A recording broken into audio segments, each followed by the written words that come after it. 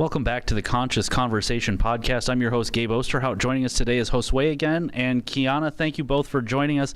Today's Conscious Conversation revolves around kind of what's going on campus and how we take care of ourselves. And we know it's been kind of a difficult calendar year, a lot of tragedy here. And we're talking about how we deal with that, not only how we help our students deal with that, but also how we deal with ourselves and taking care of ourselves. And Kiana, you had a very interesting point during the conversation talking about how we have to make sure that our cup is full. Can you talk a little bit about that message? Sure, yeah. I was sitting here as we were talking about kind of self-care and how we're taking care of the students and also encouraging others to take care of themselves. And I looked over at Josue's cup, his bottle that he had, and it was empty.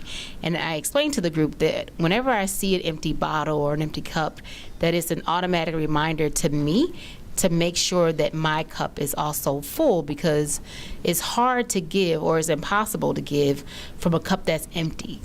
Sometimes if someone is thirsty and you only have a tiny bit of water left in your cup or no water in your cup, and they're thirsty and you're thirsty, how are you being helpful to them and to yourself if you only have a little bit of water left?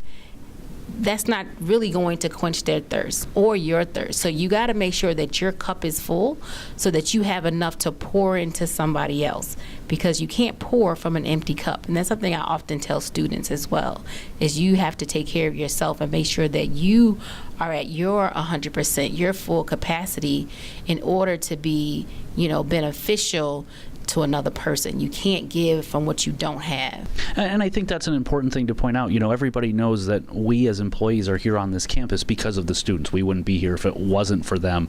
And a lot of people, they do everything they can to help the students, but sometimes neglect themselves.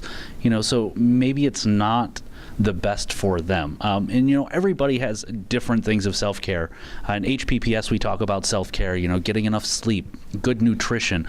But self-care is different for everybody. And I don't know if maybe you want to share how you take care of yourselves or what you do to help replenish yourselves. Sure.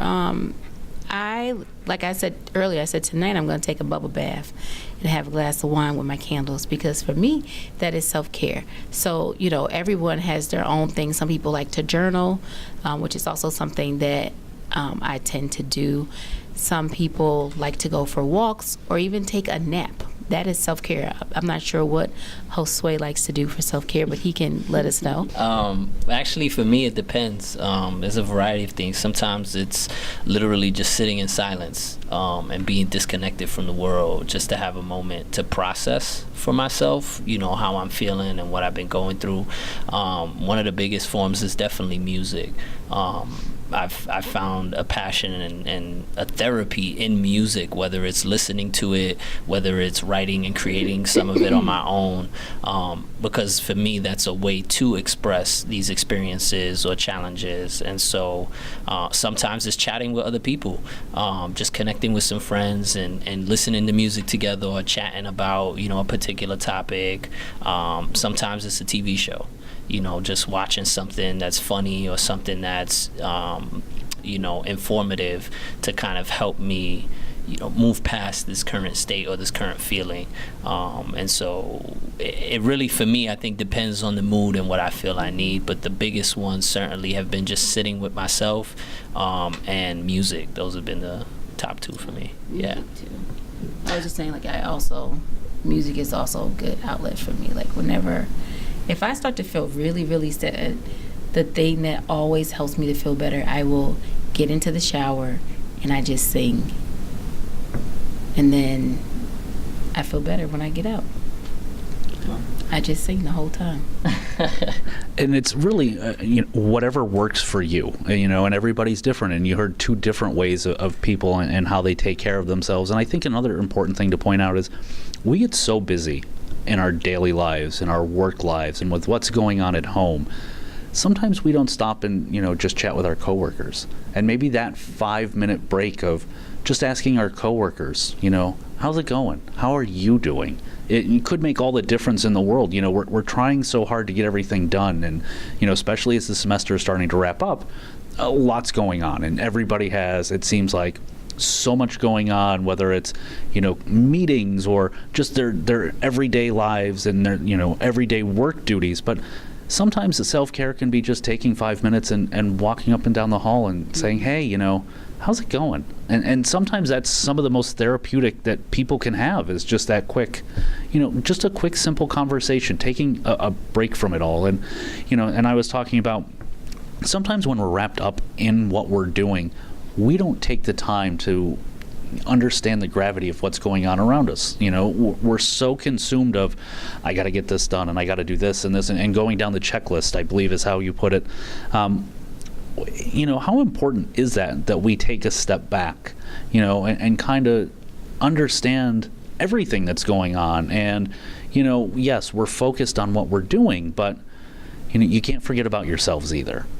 Yeah, the first thing, I certainly agree, and one of the things that I share and constantly comes to mind for me is I always forget where I saw and read this statistic about, every second we're exposed to 11 million or 11 billion bits of information, right? Whether it's sound, whether it's color, whether it's, nonverbal communication, whatever it is, we're exposed to so much information within a second. Imagine within a day. And how often are we taking time to process how that impacts us?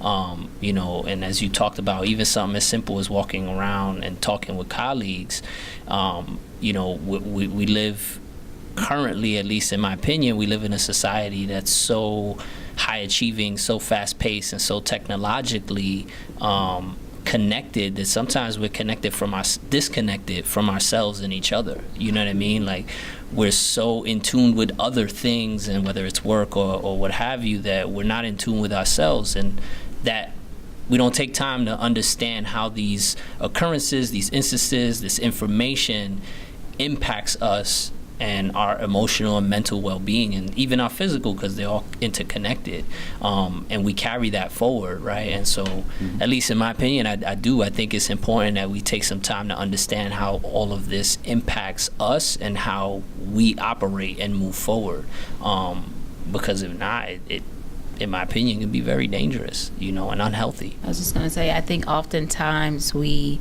will pass each other in the hall or see someone, and as part of your regular greeting of hello, you say, hey, how you doing? But how often do you actually stop?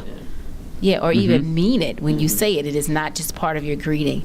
How often do you actually stop to get a response and then give a follow-up question behind that? Or if you see someone that has been working really hard, to say, you know what, you're doing a really great job. Or just bringing them a cup of coffee if you know they like coffee. All of those things are ways in which we can take care of one another. Like right now, our campus has unfortunately been plagued with 8 deaths in the last calendar year. That's a lot. That's a lot for various reasons. 2 were very high profile because they were murders that happened with our students here on campus. And how many people have actually taken time to process that as the staff and the faculty who are supporting the students?